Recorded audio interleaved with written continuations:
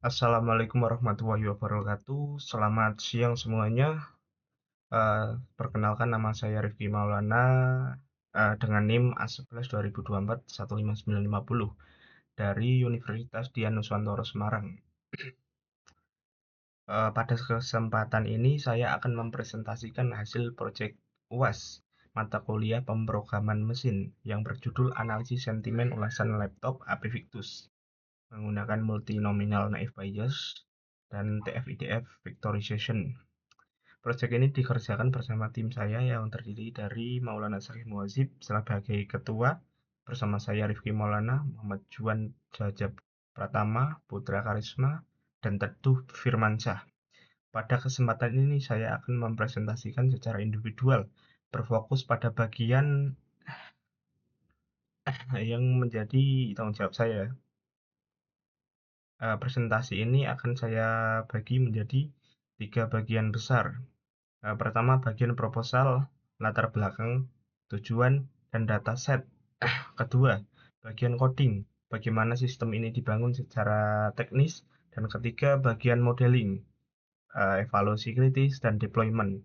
Bagaimana model ini dilatih, diuji secara jujur, lalu dibungkus menjadi aplikasi web yang akan saya demokan langsung. Oke, kita mulai.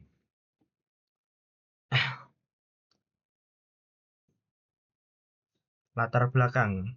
Latar belakang penelitian ini berangkat dari salah satu masalah yang nyata di era digital sekarang. Setiap laptop gaming yang dijual di marketplace dapat mengumpulkan ratusan hingga ribuan ulasan dari pembeli.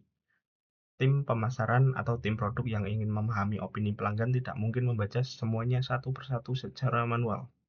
Di sini, peran machine learning menjadi penting. Dengan model klasifikasi teks, kita dapat mengoptimasi proses pelabelan sentimen positif, negatif, atau netral dalam hitungan detik untuk ratusan data sekaligus. Seperti kasus yang kami pilih adalah ulasan laptop HP Victus, salah satu laptop gaming yang cukup populer di pasaran Indonesia, terutama di kalangan mahasiswa. Oke, tujuan penelitian. Dari latar belakang tersebut, penelitian ini memiliki 5 tujuan konkret. Pertama, membangun model klasifikasi sentimen 3 kelas, positif, negatif, netral untuk ulasan HP Victus. Kedua, menerapkan pipeline NLP bahasa Indonesia, cache folding, stop, word removal, dan steaming. Ketiga, membandingkan performa multi-nominal naive Bayes dengan baselect logistic regression. Keempat, membungkus model dalam aplikasi web interaktif atau Streamlab yang siap didemokan. Empat, mengevaluasi secara jujur. Kelima, mengevaluasi model secara jujur dan kritis, termasuk pada data ulasan asli di luar dataset training. Oke, pindah ke dataset dan pre-processing. Dataset yang kami gunakan berisi 500 ulasan berbahasa Indonesia dengan label positif, negatif, dan netral. Namun dalam proses pembersihan data, kami menemukan 69 baris yang diduplikat persis. Ini penting ditangani sejak awal, karena jika dibiarkan ulasan yang sama bisa muncul di data training maupun testing sekaligus. Model jadi menghafal, bukan belajar generalisasi. Setelah didepublikasi tersisa 431 data bersih yang didistribusikan, sekitar 40% positif, 40% negatif, dan 20% netral. Pipeline pre-processing yang kami terapkan terdiri dari 4 tahap. Pertama, scaffolding, mengubah semua teks menjadi huruf kecil. Kedua, pembersihan karakter, simbol dan tanda baca dihapus, namun angka tidak dihapus begitu saja, melainkan diganti dengan token angka. Ini perbaikan dari versi awal kami yang menghapus semua angka sehingga RAM 16 GB diubah menjadi RAM giga dan kehilangan sinyal numerik penting. Ketiga, stop word removal menggunakan sastrawi. Dan keempat, steaming mengubah kata ke bentuk dasarnya. Oke, lanjut.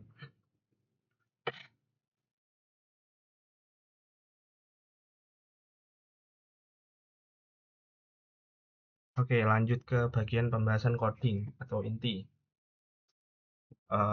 Arsitektur aplikasi. Sekarang kita masuk ke bagian coding. Alih-alih menulis semua kode dalam satu file yang panjang, kami membangun proyek ini secara modular. File utamanya adalah app.py sebagai entry point Streamlit, murni mengatur tampilan dan navigasi halaman. Logika bisnisnya dipisah ke folder src. Ada config.py untuk konfigurasi terpusat seperti path dataset, warna, hyperparameter. Ada processing.py yang berisi seluruh pipeline NLP. Ada model.py yang menjadi jantung sistem machine learning, menangani training, cross-validation, dan prediksi. Lalu state.py untuk mengelola session state riwayat prediksi antar tab. Folder src atau komponen berisi 5 model UI terpisah: sidebar, prediksi, riwayat, evaluasi, visualisasi, dan dataset viewer. Ada juga folder test berisi 15 unit integration test menggunakan PyTest, PyTest plus requirement.txt, project TOML, Makefile, dan README. Kode yang modular seperti ini lebih mudah didebug, dites, dan dikembangkan ke depannya. Next slide, metodologi. Mari kita lihat alur sistemnya dari teks ulasan mentah ke preprocessing, lalu diubah menjadi representasi numerik menggunakan TF-IDF, vectorizer, kemudian diproses untuk multinominal naive Bayes untuk menghasilkan label sentimen. Untuk TF-IDF kami menggunakan max feature 3000 dan RAM range 1-2. Selain satu kata tunggal, kami juga mempertimbangkan kombinasi dua angka berdekatan, misalnya baterai cepat atau sangat puas, agar konteks lebih kaya. Mengapa naive Bayes? 4 alasan. Efisiensi untuk data teks berdimensi tinggi, cepat dilatih dan diprediksi, cocok untuk aplikasi real time. Satu hal teknis penting, TF-IDF dan naive Bayes kami rangkai dalam satu pipeline, sehingga TF-IDF di feed ulang pada setiap fault saat cross validation. Tidak ada data bocor dari testing ke training. Oke, evaluasi model. Pada holdout test set berisi Pada holdout test berisi 87 data, model mencatat akurasi, precision, recall, dan advanced score sebesar 100%. Hasil 5-fold cross validation antara naive Bayes dan logistic regression juga menunjukkan angka tinggi dan konsisten untuk keduanya. Di titik ini tim kami justru curiga pada diri sendiri ya, dalam klasifikasi teks bahasa natural yang bebas dengan variasi ekspresi dan ambiguitas. Akurasi 100% ini tidak lazim tanpa penjelasan lebih lanjut. Ini membawa kami ke bagian yang menurut saya paling penting dalam seluruh presentasi ini. Maaf. Oke, lanjut. Ada 3 hal yang membuat kami curiga terhadap angka 100% tersebut. Pertama, ditemukan 69 data duplikat di dataset awal. Kami sudah tangani. Namun, keberadaannya mengindikasi dataset ini bukan kumpulan ulasan bebas dari pengguna nyata. Kedua, kosakata hasil stemming ternyata sangat sempit dan berpola, sehingga model bisa saja hanya menghafal. Ketiga, pola kalimat dan pilihan kata yang sangat konsisten berkelas mengindikasikan dataset ini bersifat formulaik atau semi-sintetik.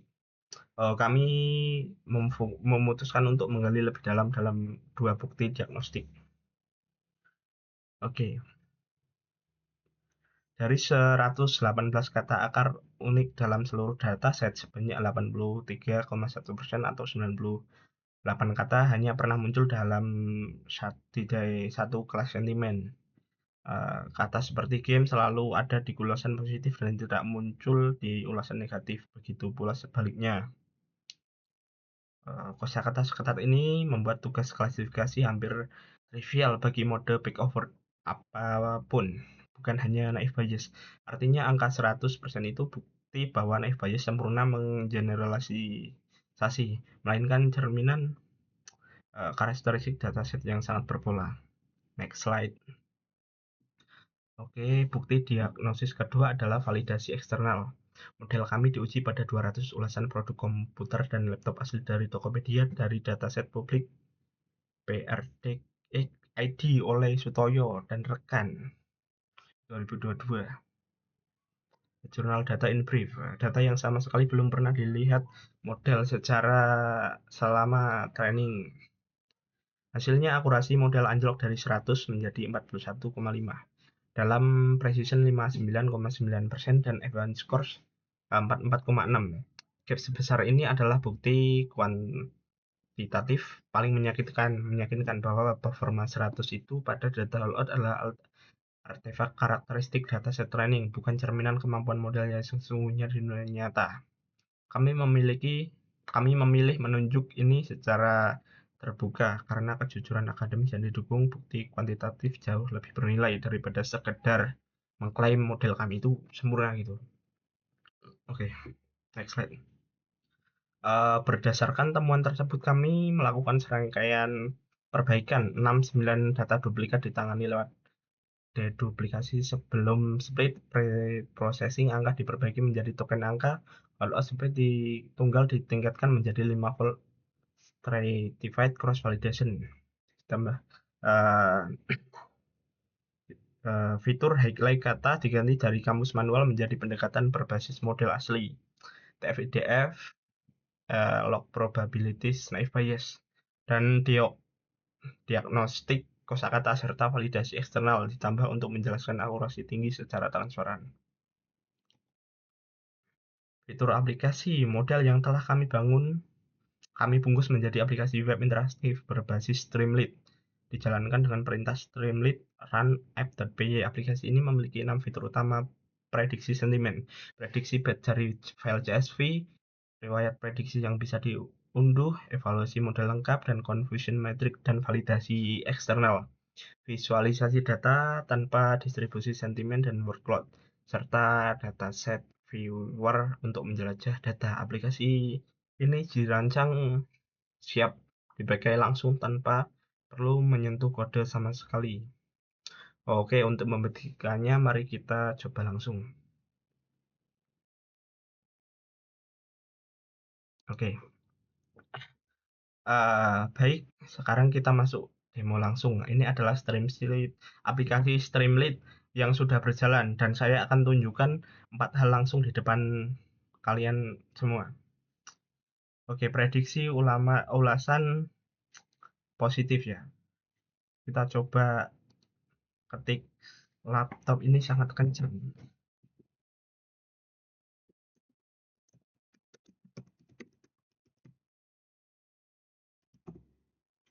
Coba benar prediksi. Nah, terlihat bahwa di sini muncul hasil prediksi dari kata laptop. Ini sangat kencang positif ya. Oke, dengan confident tinggi, kita juga bisa lihat probabilitas untuk masing-masing kelas ditampilkan sebagai progress bar. Selanjutnya, yang negatif. Pas sangat berisik ya.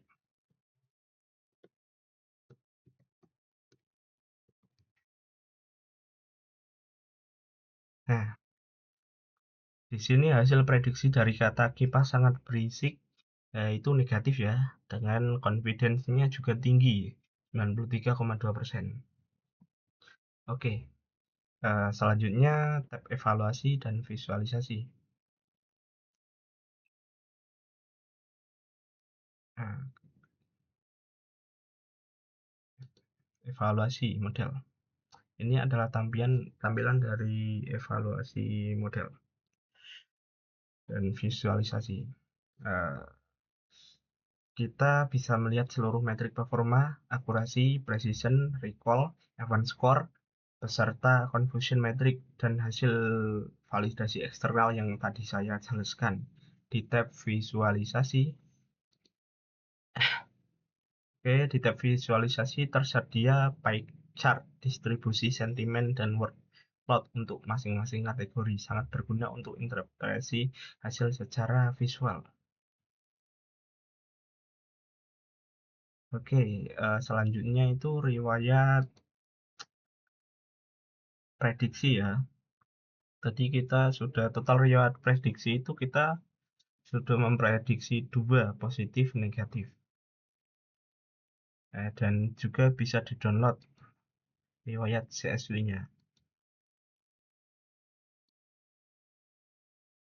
Nah ini. Oke.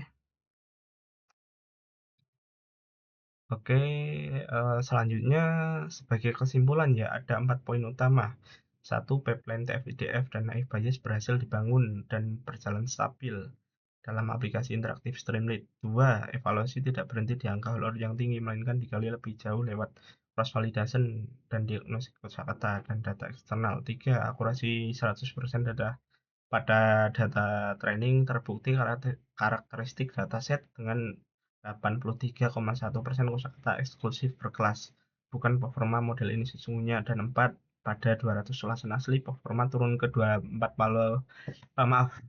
performa turun ke 41,5%. Gap ini justru bukti kredibilitas evaluasi kami, bukan kelemahan yang kami tutupi. Oke, demikian presentasi yang dapat saya sampaikan. Kami percaya nilai penelitian ini bukan hanya pada model yang berhasil dibangun, tetapi pada proses evaluasi kritis yang kami lakukan terhadapnya. Secara jujur dengan bukti kuantitatif yang transparan. Terima kasih atas perhatiannya. Wassalamualaikum warahmatullahi wabarakatuh.